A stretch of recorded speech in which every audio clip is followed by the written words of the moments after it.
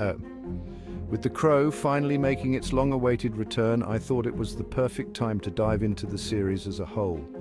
A franchise filled with some questionable decisions, a lot of missteps, but also some moments of brilliance that deserved way more attention.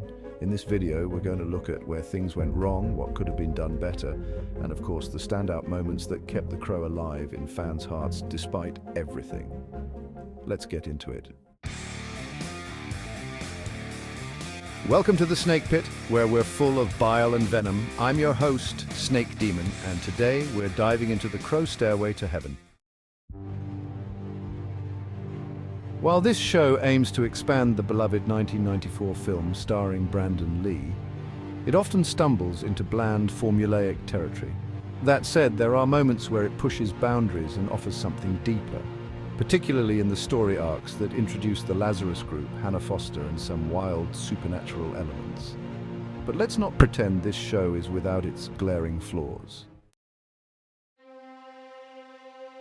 The Crow Stairway to Heaven follows the story of Eric Draven, a rock musician who, after being brutally murdered alongside his fiancée Shelley, is resurrected by a mystical crow to seek vengeance. However, once he's avenged Shelley's death, Eric finds himself trapped between life and death, unable to cross over. His quest shifts from revenge to finding redemption, struggling to protect the living while searching for peace in the afterlife. Throughout the series, Eric battles both supernatural enemies and the darker elements of humanity, all while trying to free himself from the limbo he's stuck in. One aspect of the series I found myself appreciating more than the film was the way Eric's war paint, those iconic black markings on his face, manifested supernaturally instead of him manually applying makeup. It was a great visual choice, emphasizing the mystical nature of the Crow's powers. The series showed the war paint appearing out of nowhere, like it was a part of him rather than just a mask for vengeance. It makes him feel more otherworldly, like the force of nature he's supposed to be. That said, they missed an opportunity to make it truly visceral. Imagine if the war paint looked painful, something he couldn't control, like it was seared into him as a reminder of his torment. That would have added an extra layer of intensity and depth to his character. One of the more intriguing elements of the series is the Lazarus Group, led by James Horton, who was originally the personal trainer to Frederick Balsam, the aging leader of this mysterious organization. The Lazarus Group adds a new layer of intrigue as they aim to exploit the powers of resurrection for their own purposes. This storyline gives us more depth to the mythology of the Crow's powers and provides Eric with adversaries who understand the supernatural world he inhabits. The idea of an organized group hunting down immortals like Eric adds stakes and a larger, more sinister plot, which gives the series a much-needed edge. It's darker and more complex than many of the other Monster of the Week episodes, showing that when the series aims higher, it can hit some really interesting targets. Then there's the character of Hannah Foster, who brings an emotional depth to the show. Foster is another victim of violence who Eric tries to help, and her tragic backstory mirrors his own loss. Her episodes serve as some of the most heartfelt in the series, grounding the supernatural drama in real human emotion. These episodes are a reminder that The Crow isn't just about vengeance, it's about redemption and the pain of being unable to let go of the past. Foster's arc is a standout in a series that often loses itself in recycled storylines. And who could forget the episode where fallen crows become snakes? It's surreal, bizarre, and honestly one of the most visually memorable parts of the series. That transformation hits a new level of creepy, offering a chilling metaphor for those who have strayed from the righteous path of the Crow.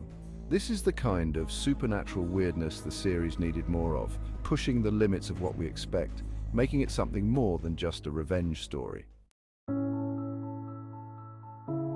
But let's be real, Stairway to Heaven is also riddled with tired, uninspired choices. I mean, how many times can you lock Eric up before it becomes ridiculous? He's supposed to be this powerful, almost unstoppable force of vengeance, and yet, episode after episode, we see him captured or cornered, like some generic action hero. It cheapens the mythos of the Crow and makes Eric seem less like a supernatural avenger and more like a regular guy who gets beaten up a lot. And then there's the clip show trial episode. Don't get me started. This is the laziest of lazy storytelling, a trial where we're subjected to recycled footage from previous episodes. It's the TV equivalent of padding your runtime, and it doesn't do the show any favors. The idea of putting Eric on trial could have been a deep psychological exploration of his guilt, his anger, and his unresolved issues with Shelley's death. Instead, it's a weak excuse to save on the production budget, and it shows. The biggest issue with Stairway to Heaven is that it too often plays it safe, sticking to a formulaic TV style that was already tired by the late 90s. It rarely takes the visual or narrative risks that made the original Crow film so iconic. The washed-out generic aesthetic does nothing to set it apart from other shows of its time, and it often feels like any other supernatural crime drama, rather than the bold gothic series it could have been. Even the music and atmosphere feel muted compared to what The Crow should evoke, a dark, gritty underworld of vengeance and sorrow. Instead, we get something that's just forgettable. But when Stairway to Heaven dares to break free of its own chains, it shines. The Lazarus Group arc, the emotionally resonant episodes with Hannah Foster, and the wild supernatural elements like the fallen crow snakes prove that the show had the potential to be something much more than it was.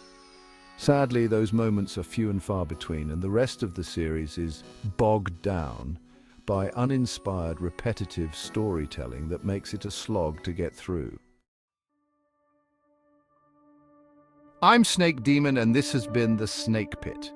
Don't forget to subscribe, hit that bell, like the video, and leave your opinions in the comments, where I won't read them.